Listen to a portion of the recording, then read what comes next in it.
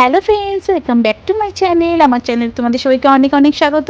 দেখো, আগের দিন যে ন্যাশনাল পার্কটা দেখিয়েছিলাম সেটারই শেষগুলো দেখানোর চেষ্টা করছি। ভেতর দিকে ঢুকে গেছি আরও কী কী আছে দেখার জন্য। আর যাওয়ার পথে এই ছোট্ট ছোট্ট কচ্ছপগুলোকে দেখলাম, একটা জলাশয়ের মধ্যে ছিল।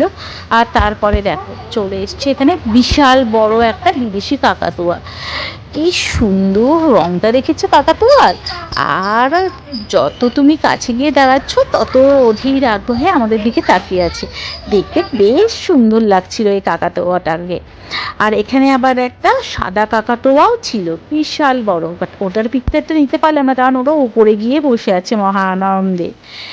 তো এই কাকাতুয়াটার কাছে এরকম কাকাতুয়ার মতন আরও অনেক পাখি ছিল। তারপরে ওখান থেকে ঘুরে চলে গেলাম আর একটু ভেতরের দিকে। সেখানেই দেখো কুমির মহারাজের দেখা মিলল। বিকেলের পড়ন্ত রোদে এই কুমির মহারাজগুলো বসে বসে গা সেঁকছে। সেইখানেই ছিল কিছু কচ্ছপ। তাই কচ্ছপ আর কুমির মহারাজকে দেখার পরে চলে এলাম আমরা টিয়া পাখির কাছে। আর এই দেখো টিয়া পাখিগুলো, আমি যত আওয়াজ করছি ওরাও আওয়াজ করছে। কি সুইট লাগে না?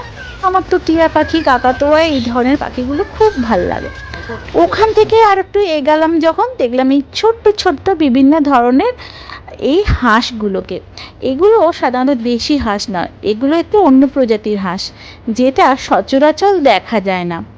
আর এই হাঁসগুলো সংখ্যায় অনেক ছিল, দেখতেও একটু ভালো লাগছিল। ওখানে একটু দাঁড়িয়ে তারপরে একটু এগাতেই দেখা মিলল এরকম উট পাখি। এই উট পাখি হলো পৃথিবীর বৃহত্তম সব থেকে ভারী জীবিত পাখি। আফ্রিকায় এই এই পাখিটা সাধারণত পাওয়া যায়। তবে ঘন্টায় প্রায় 70 কিমি পর্যন্ত গতিতে দৌড়াতে পারে। উচ্চতা সাধারণত 3 মিটার পর্যন্ত হয়। ওজন ধরো এই 150 কেজি পর্যন্ত হয়। দেখতে দারুণ লাগছিল। মহানন্দে কয়েকটা উট পাখি চড়ে বেড়াচ্ছে। আর সব থেকে পাখিদের মধ্যে সব থেকে বড় ডিম হয় এই উট পাখির।